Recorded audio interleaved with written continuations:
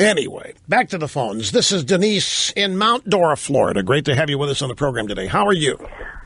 Oh, Rush, I'm flushed with excitement just the thought that I get to speak with you. How are you today? Well, I'm glad you made it through. Thank you. I'm doing well. Oh, good. By the way, I just wanted to start off by saying at the top of the hour, you had asked about anyone sticking up for Sessions. I don't know if you came up with one, but I did hear Senator Ted Cruz admirably defend Sessions yesterday, at least on one TV segment. So, okay, then that's the second, because I Googled it, and I came up with Tim Scott.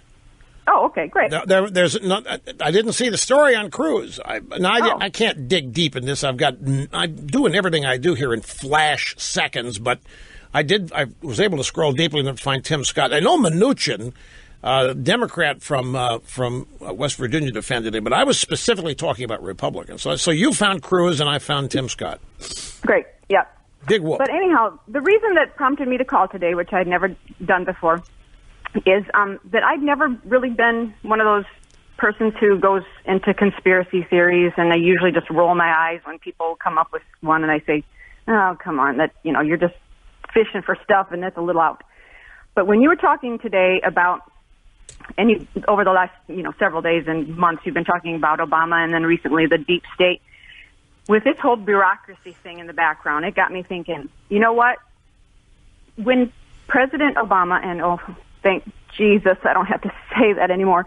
When he was president, it always seemed to me that he was really not the one running the show, but somebody else was setting the agenda for his administration, and it's like there were puppeteers, and he was the puppet. He was just doing what the agenda was that they wanted to get done, and he was a great talking head. Everybody loved to hear him speak and fawned at his feet. Well, now he's gone, but the puppeteers are still there. And I'm just livid, because we voted for Donald J. Trump to drain the swamp, and to think that he might not be able to implement his agenda, which is now the people's agenda. We voted for him. To think that he might not be able to implement it because those dang puppeteers are still there. That's myself. Denise, yep. Nobody's draining the swamp.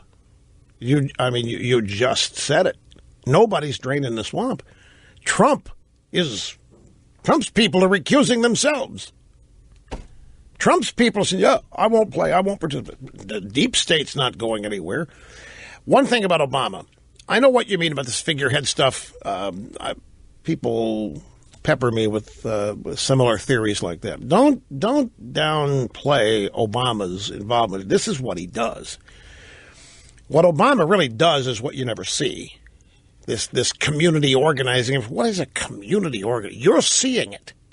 This is exactly what a community organizer does. Now throw the word community out, because we're not talking about a Chicago neighborhood or ward here. We're talking about the United States government, and you are seeing the real talents of Barack Obama and Valerie Jarrett and Ben Rhodes. All these people that were in his administration are coordinating this effort with primarily the New York Times.